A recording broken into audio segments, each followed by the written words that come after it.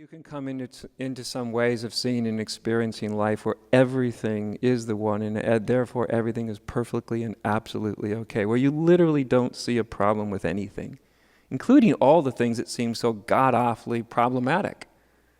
But you just don't see them that way. I'm sure some of you have had those kind of moments, days, weeks, months, who knows, where everything is without any sense of problem, no matter what happens, is perfectly okay. Someone can have a philosophical argument with you, but someone would only come at that who's never actually experienced it. If you've experienced it, you just know it's an option. You can see life that way. You can experience life that way. And you realize it's not a philosophy, it's a way of experiencing existence. And you don't have to believe in it or not believe in it. It doesn't really matter. But if that's the only way you can see existence, it has limitations to it. I would suggest when Jesus was throwing a fit, as he was apt to do, kicking over the money table, changers' tables, or sometimes didn't even have a table to kick, he'd just yell at somebody.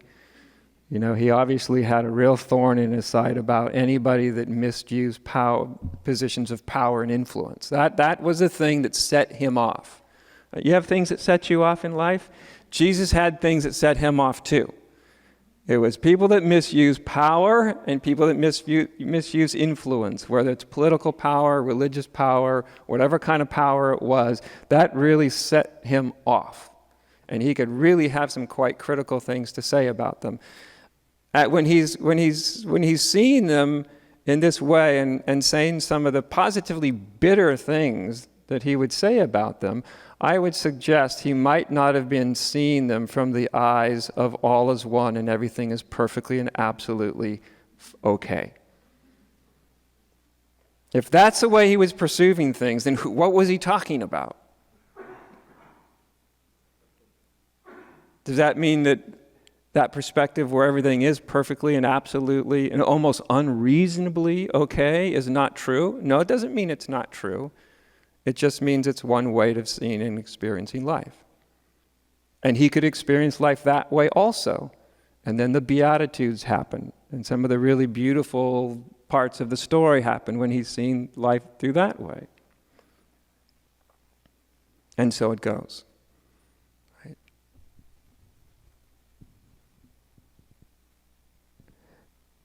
So a different sort of vision, even intellectually, but certainly experientially, but even intellectually, a different vision of the ultimate state of reality.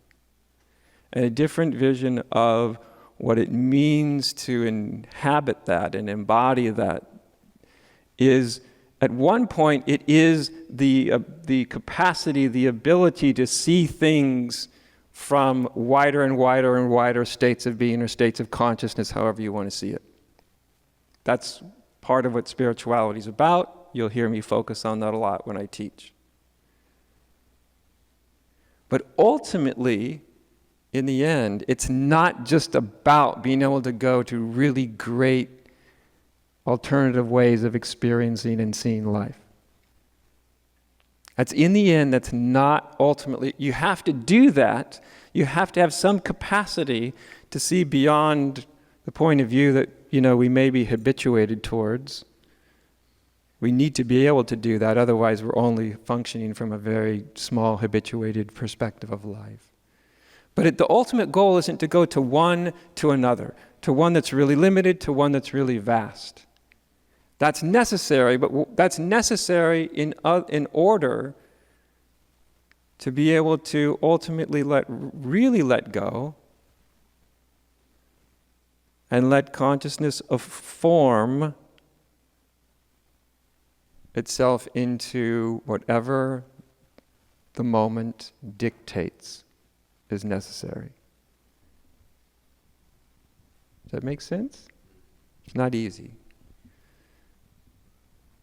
In other words, another way of looking at reality would be, or freedom, it actually is a more accurate word. Another way of looking at freedom, the experience of freedom, is the freedom for the one, which remember there's only the one besides which nothing else exists, for the one to be able to take a vast, vast array, literally an infinite array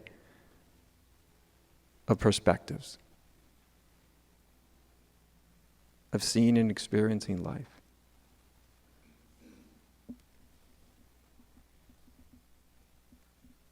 That's a different kind of freedom than a human being would set out. Because a human being, I want freedom from basically what I'm experiencing right now. And I want to go to some place where there's a much greater sense of freedom or well-being or connectedness. It's a very human thing, right?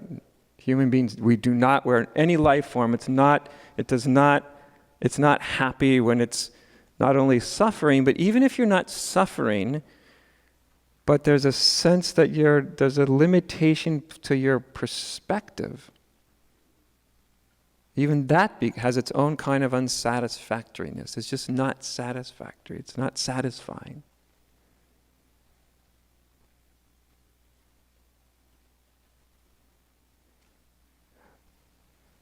I think a more mature way of even thinking about freedom is not just the freedom to go from a more isolated or unified or separated way of experiencing life to a vast way of experiencing where we're not separate,